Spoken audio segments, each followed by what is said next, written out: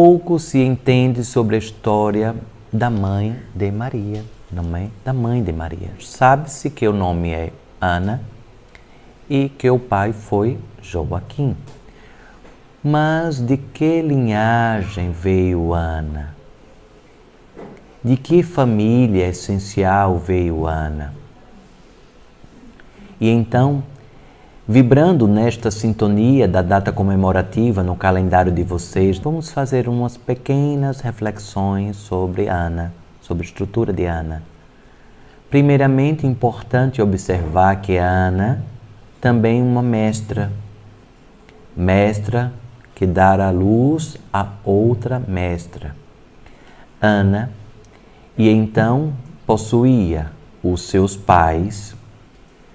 Importante entender, lembram que Ana era prima de Isabel, que a mãe de João, sim.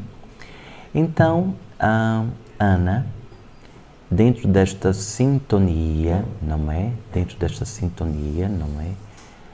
Maria, prima de Isabel, não é? Dentro desta reverberação, Ana estava inebriada com algumas irmãs. Já falei aqui certa feita um nome bem exemplificativo aqui para vocês, das Marias. Maria de Cleófas, não é? Era uma das irmãs de Ana. E também nós temos a mãe de Isabel. A mãe de Isabel, não é? A mãe de Isabel, que é a irmã de Ana, chamada Sobé. Dentro desta ressonância das três irmãs, Ana tem uma ressonância com os seus pais, não é? O pai de Ana, que se chamava Maria, também, assim que posteriormente iria ser o nome da filha, não é? De Ana, Maria, e o seu pai, Natã. Então, Maria e Natã dão origem a três forças essenciais dentro deste planeta. Lembrando que estávamos em uma era em que forças chamadas de agêneres eram muito frequentes no nosso planeta. Forças agêneres, digam-se, oriundos de seres que vivenciavam no calendário de vocês 200, 300 anos, 350 anos no calendário de vocês.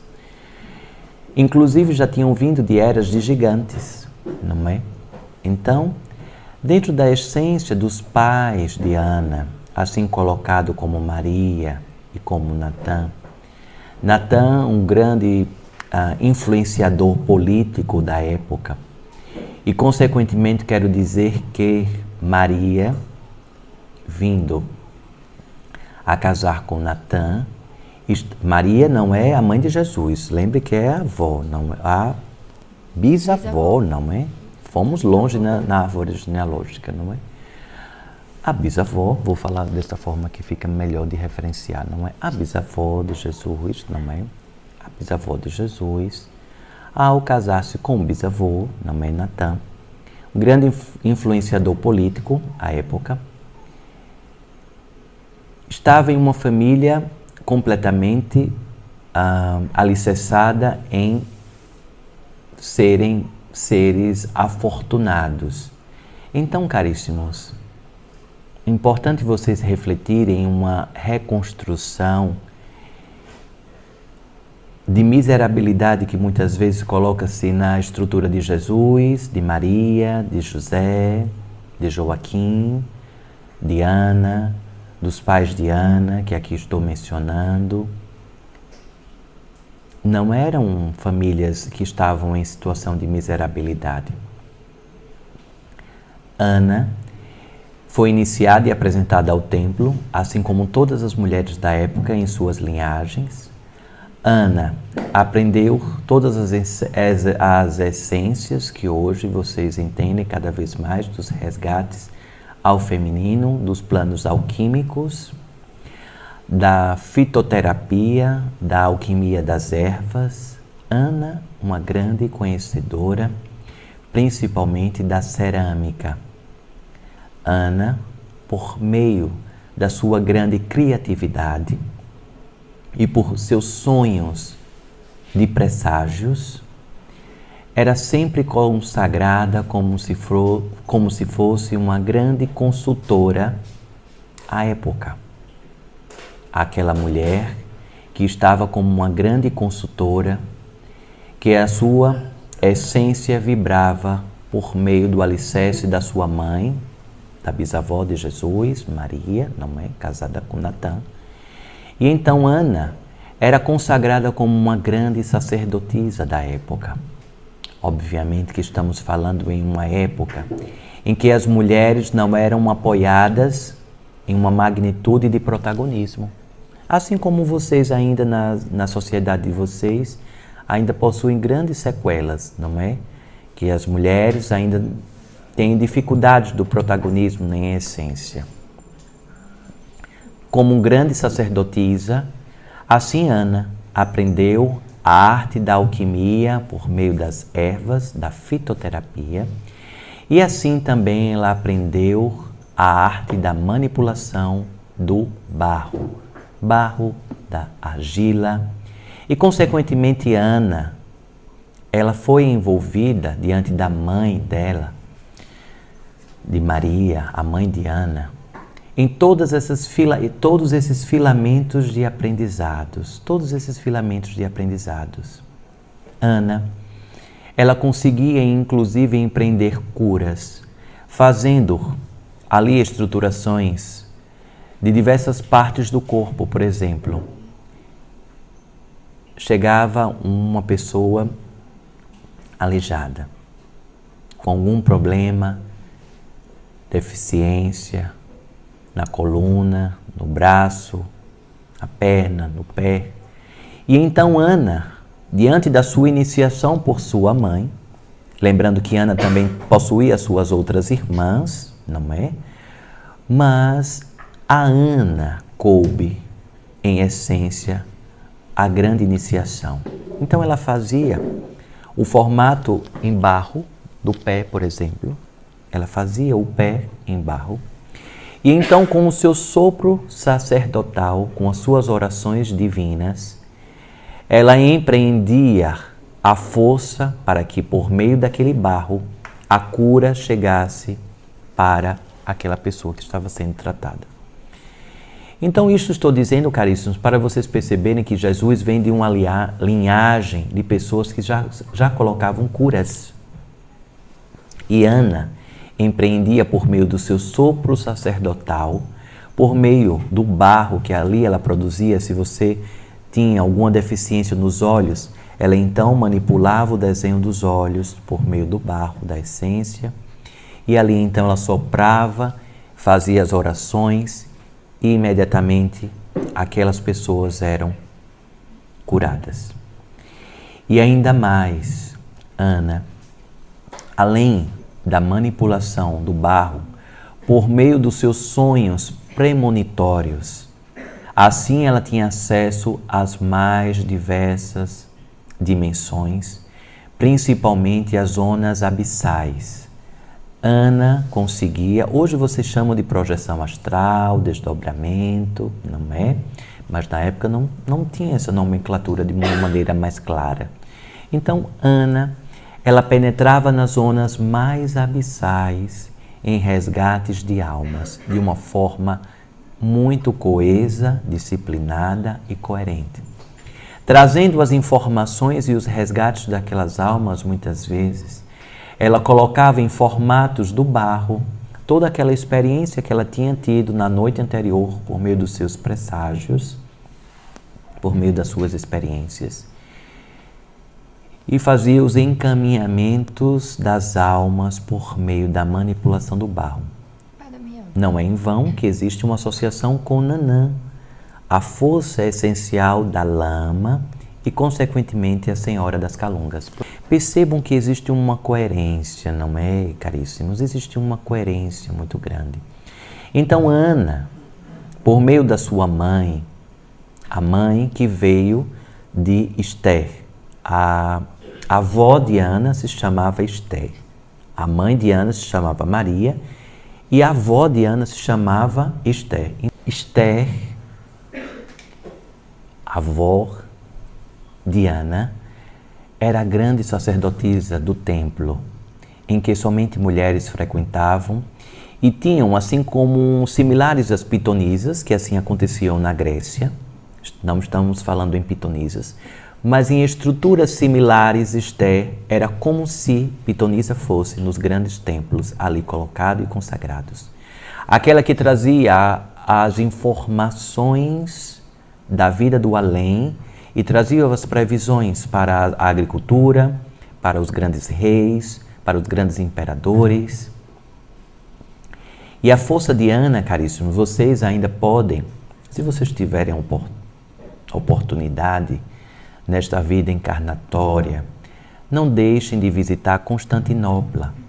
Constantinopla é uma cidade que possui uma essência e aprendizados e edificações ainda colocadas em homenagens a Ana. E então Maria, a mãe de Ana, preparou a sua filha para vibrar em essência diante da sua linhagem vinda de Esther, a grande sacerdotisa do templo. Então Ana herda todas essas informações familiares e constrói todo o seu alicerce. É tanto que Ana demora um pouco para vibrar a materialização de Maria. Lembrando que mestres vibram em essências materializadas. Assim como Jesus se materializou no ventre de Maria, Maria agora a mãe de Jesus, não a bisavó, não é? Então, caríssimos, a história de Ana, de Santa Ana, não é? Que vocês colocam, a mestra Ana, prefiro assim chamá-la, a mestra Ana, tem uma essência e uma importância magnífica que trago aqui essas pequenas informações. Não sei se vocês sabiam de todas estas informações, filamentos, diante desta sequência genealógica da família de Maria, sim. Então, caríssimos, dentro dessa estruturação, Ana, por meio dos seus sonhos, assim estava falando, por meio dos seus sonhos, produzia ainda curas por todas as dimensões que assim cruzavam. Lembre-se que o planeta Terra estava passando por várias transições, que a densidade estava cada vez mais deixando que as sutilezas acontecessem. Na época ainda pretérita de Esther, a tataravó de Jesus também, pela linhagem materna, era uma vibração em que vocês possuem uma frequência de 528 Hz, a frequência do amor. Esta frequência era entoada pelas grandes sacerdotisas e assim vibrava toda a magnitude em raios e raios por quilômetros e quilômetros da força do amor. Imagine quantas pessoas eram curadas, diversas pessoas eram curadas pela entonação da vibração de 528 Hz, o Hz do amor. Então, caríssimos, dentro daquela família influenciadora na sociedade, assim Natan conseguiu criar a sua filha letrada. Então, para uma mulher ser letrada, ou seja, ser alfabetizada, era muito raro. As mulheres, elas não eram alfabetizadas, porque elas estavam imersas nos afazeres somente domésticos. Então, percebam que a linhagem dos mestres vem em uma diferenciação à estruturação de costumes da época. Ana nasce desse berço fértil e desse berço fértil ela tem Maria materializada em seu ventre e ela tem Maria, similar àquilo que todos vocês já entendem da história, não é? Mas em essência divina que Ana ao gestar Maria e ao ter a oportunidade de parir Maria, aquele movimento, aquele momento de grande plenitude, alicerçado na força e sublimação daquele amparo, daquele copo, daquele vaso que seria a porta de entrada para a essência divina de Jesus. Imagine você gerar o vaso que dará a origem ao grande governador planetário. É uma força que somente um mestre, uma mestra, conseguiria suportar de tamanha luz em seu ventre. E então Maria nasce e desde muito pequena já dava indícios da sua linhagem, já dava indícios da sua apresentação ao templo e, consequentemente, das proezas que Maria já conseguia fazer, vindo da sua mãe em todos os aprendizados. Assim seja, não é?